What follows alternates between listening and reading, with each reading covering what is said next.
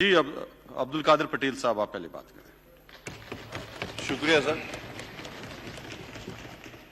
Sir, बड़ी मेहरबानी आपकी।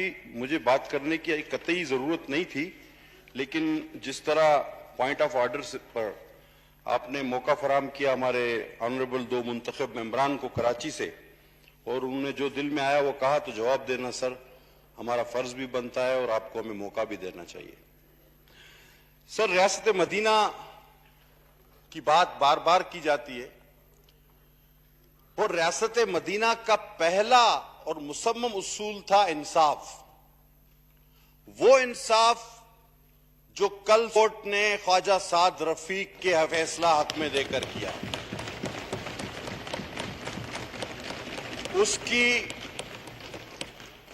उस जजमेंट का एक एक हर्फ पढ़ा जाए, वो जजमेंट कंक्लूड करती है कि नैब न्याजी गठजोड़ अभी तक ये निजाम चला रही है, वरना कब का गिर चुका होता।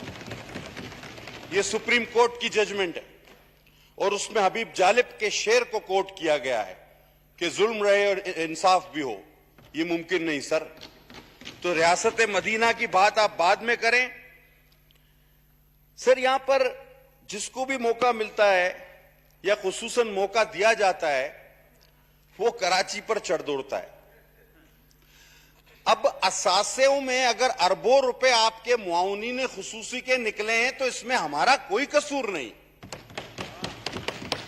हमें तो हैरत है कि दुनिया के इतने सारे अरबपति लोग आकर पाकिस्तान को निजाम चला रहे थे, गैर मुंतखब अरबपति लोग, और उनमें से चंद एक फरार हो गए हैं एटीएम, बाकियों ने भी टिकट वीजे का बंदोबस्त कर दिया है, कोविड की वजह से रुके हुए हैं। ये मेरी इंफॉर्मेशन है। हाँ, वो तो रेजिडेंट ही वहां के हैं। सर, अभी बात की गई कि कराची में पानी जमा हो गया। सर, लाहौर की भी तस्वीर देख ले। बारिश होती है, पानी जमा होता है, चला जाता है। अभी आ रहा हूं उस तरफ। इसमें आपस में ना बोले, ना लुकमे कैसे दरमियान में, जो जिसको मौका दिया है उसको बोलने दें आप। सर, अगर मुझे आप बोलने देंगे, मैं इंशाल्लाह। सर जनाब, लाहौर की भी तस्वीर आती है, सड़कों पर गाड़ियां तैर रही हैं। कराची की बात करने से पहले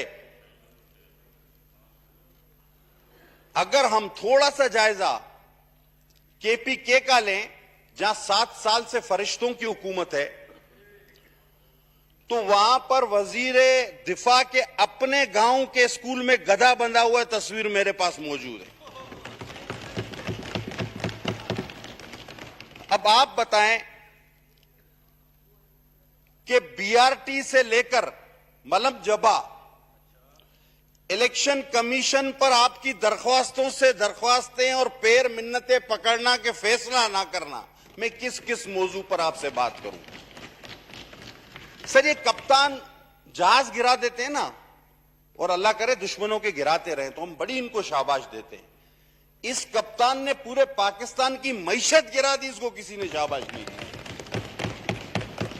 आज हमारा हाल यह है कि राहुल गांधी इंडिया की कांग्रेस में मोदी को इंडिया का इमरान खान कहता है।